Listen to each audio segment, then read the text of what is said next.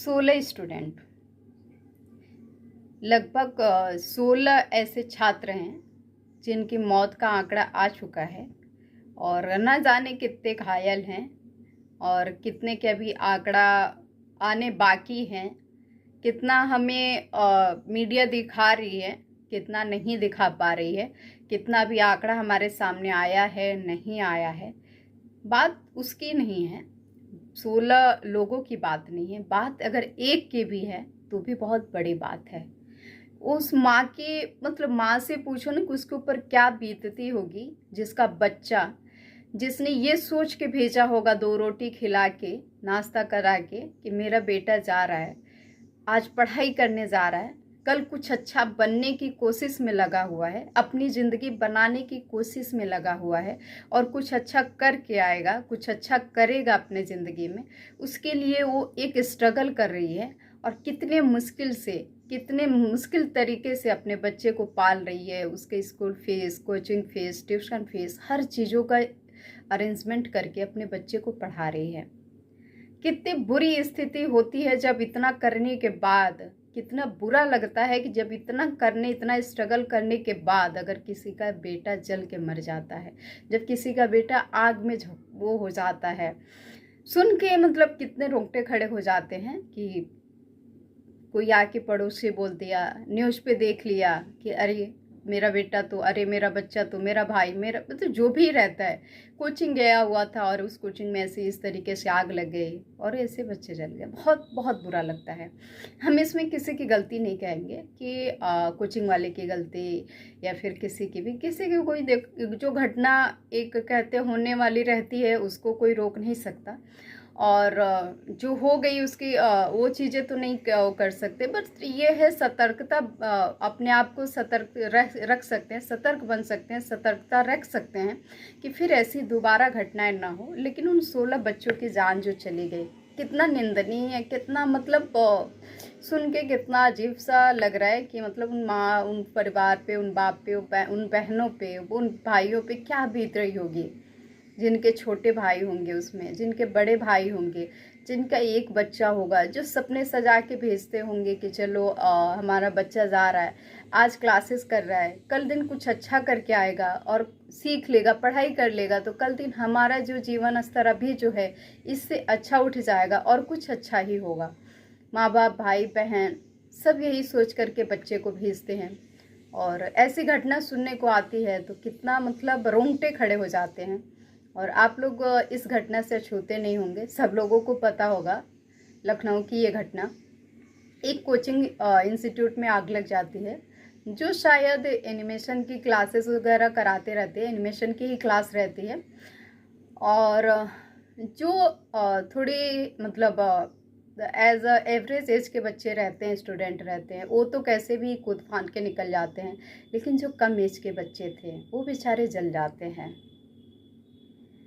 कुछ बाथरूम में चिल्लाते रहते बंद करके, कुछ कहीं चिल्लाते रहते हैं। हाँ, भगवान क्या ऐसा कर देते हैं, क्यों इतना ऐसी बुरी तरीके से लोगों को फंसा देते हैं। क्या ही बोलूं, समझ में वर्ड नहीं हो रहा है ना कि मैं क्या बोलूं भगवान के बारे में कि भगवान आपने ऐसा किया क्यों, उन बच्चों की क्या गलती थी, उन मासूम की क्या गलती थी। अभी वो अपनी ज़िंदगी की शुरुआत करना चाह रहे थे, अभी धीरे धीरे स्ट्रगल में पहुंच रहे थे, अब वो धीरे धीरे अपनी लाइफ में सेटल होने की कोशिश कर रहे थे कि हमें क्या करना है, कैसे करना है, किस तरीके से करना है, और आप ऐसी दिन दशा उनके सामने ला के खड़ा कर दिए। उनके माँ, बहन, बाप, भाई, उनकी क्या गलती थी? आप लोग कमेंट करके बताइएगा, आप लोग कमेंट करके बताइएगा कि ये ऐसी घटना कितनी कहा जाए तो कितनी दर्दनाक घटना है और कितनी कहा जाए कि एक बेरहमी वाली चीज़ें लग रही हैं कि कितनी दर्दनाक घटना है कि ऐसी भगवान किसी के साथ ना हो। मैं सच बोलती हूँ कि किसी के साथ, चाहे साथ दुश्मन का भी बच्चा हो, किसी के साथ ऐसी चीज़ें ना हो कि जिससे ऐसे जिंदा जलते हुए मरना पड़े। जिंदा जलते हुए आग में।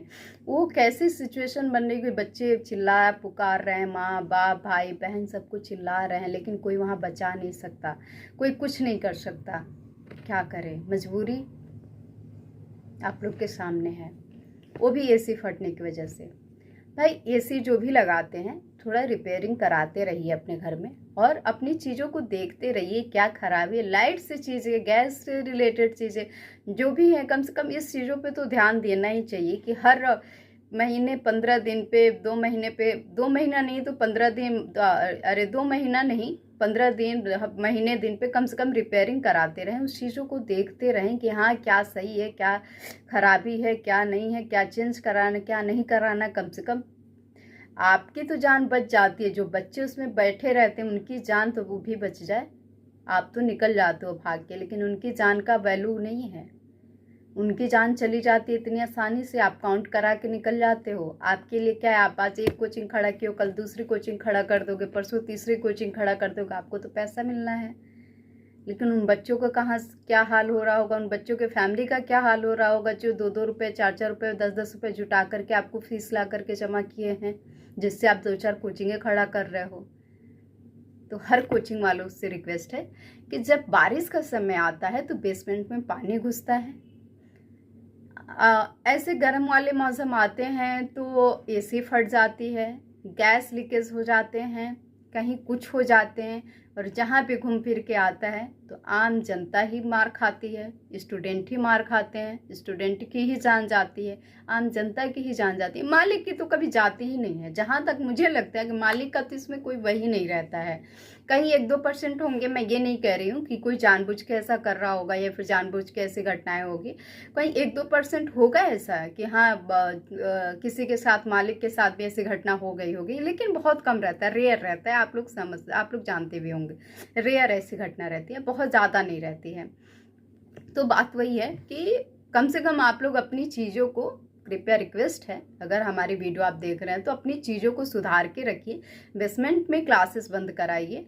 ऐसे अपनी एसी, लाइट, बिजली व हेन लंटेन को थोड़ा तो आप रिपेयर करा करके रखिए, थोड़ा रिपेयर करा करके रखिए। गैस है तो गैस सिलेंडर, सारी चीज़ें थोड़ा सा अपना किचन का देख करके रखिए। आम जनता, आम स्टूडेंट, ये लोग तो कम से कम बच जाएंगे। जिनके 1 बच्चे होते हैं उनके ऊपर सोचिए क्या बीतते, जिनके 2 रहते हैं तो इंसान कह देता है चलो 1 नहीं है तो कम से कम 1 तो है, कम से कम 1 तो है। कहने में आसान लगता है लेकिन वो भी बर्दाश्त नहीं होता है माँ बाप को, बट चलो कह देते हैं कि 1 तो है। लेकिन जिनके पास 1 ही रहता है उसके साथ ऐसा हो जाता है तो क्या होगा। प्लीज़ दोस्तों, बहुत बहुत धन्यवाद आप लोगों का हमारा साथ बनाए रखने के लिए। अगर हमारी बातें कुछ बुरी लगी हो तो उसके लिए मैं माफ़ी चाहती हूँ। प्लीज़ अगर आप लोगों को जैसा भी लगा हो तो कमेंट करके ज़रूर बताइएगा हमारी बातें आप लोगों को कैसी लगी, और क्या हमने कुछ गलत बोला किसी के बारे में। जैसा भी लगा हो कमेंट करके आप लोग ज़रूर बताइएगा। बहुत बहुत नमस्कार, धन्यवाद आप लोगों का।